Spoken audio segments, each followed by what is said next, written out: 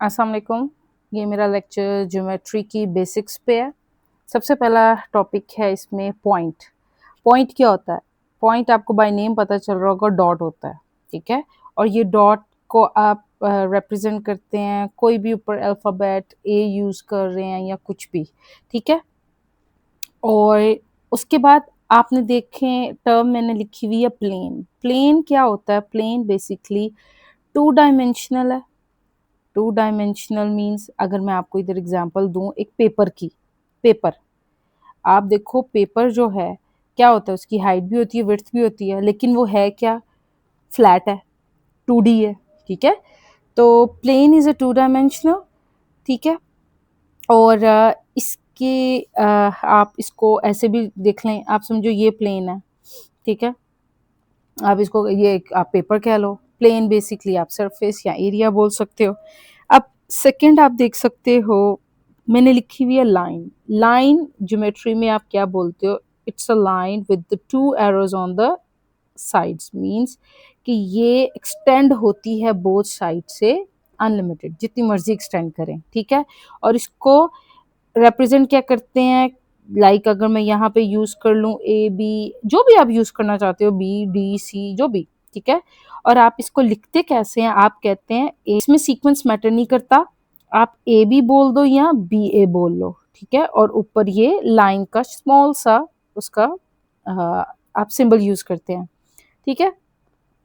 अब आप यहाँ पे ये मेरी एग्जांपल देख सकते हैं, मैंने बनाई हुई है, ये एक मैंने प्लेन ली है, ठीक है? उसके ऊपर आप देख रहे होगे, आप समझो ये पेपर था और ये जो ऑरेंज लाइन है, ये वाली, ये एक पेंसिल उसके अंदर से गुजारी है, ठीक है? अब उसके ऊपर पॉइंट्स लगाए हुए हैं।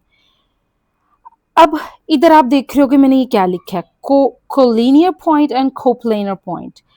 अब इन जनरल आपने टर्म सुनी होगी, आप बोलते हो को वर्कर, को होस्ट, यानी साथी आपका काम का, तो यानी को मीन्स आपका मतलब साथ, आपके साथ कौन है। और आगे आप देख सकते हो लीनियर में लाइन टर्म यूज हो रही है। तो अगर आप देखो तो ये ऐसा पॉइंट है जो लाइन पे साथ होता है। इसी तरह मीन्स ऐसे पॉइंट्स जो लाइन के ऊपर साथ साथ हैं, ठीक है? एक ही लाइन के ऊपर है। अब आप इस एग्जाम्पल में देख सकते हैं, मैं अगर इस एग्जाम्पल में पूछूं तो कोलिनियर पॉइंट्स आपस में कौन कौन से हैं? पी एस ओ ये कोलिनियर है, और एस एंड क्यू भी कोलिनियर है, ठीक है? अब आप अगली टर्म देख सकते हैं, उसमें है को प्लेनर। अब मैंने आपको प्लेन समझा दिया है, प्लेन यानी ए सरफेस, हमने वो पेपर ले लिया है और उसके ऊपर फैले हुए पॉइंट्स यानी जो लाइन पर नहीं है, जो लाइन पे साथ साथ नहीं है। अब इसी एग्जांपल में अगर आप देखें तो कौन से लाइन पर नहीं है, कौन से को प्लेनर पॉइंट्स नहीं है। तो अगर मैं लाइन वाले पॉइंट्स के मुताबिक देखूं तो V B R and Q ये कोप्लेनर पॉइंट्स हैं। ऐसे ही है, पॉइंट्स की दो टाइप्स हैं, collinear points and coplanar points. और अब मैं जैसे लाइन के बारे में बता रही थी, अब लाइन की भी टाइप्स हैं। कौन कौन सी? Perpendicular line. परपेंडिकुलर लाइन कौन सी होती है? वो लाइन जो 90 डिग्री का एंगल बनाए, ठीक है? आपको मोस्ट ऑफ इस सिंबल के साथ इस तरह से शो किया जा रहा है, ये 90 डिग्री का एंगल यहाँ पे बन रहा हो तो इसको परपेंडिकुलर लाइन बोलते हैं, ठीक है? अगर कोई ऐसी लाइंस हैं तो आप इसको भी बोलेंगे, ये दोनों आपस में परपेंडिकुलर हैं, ठीक है?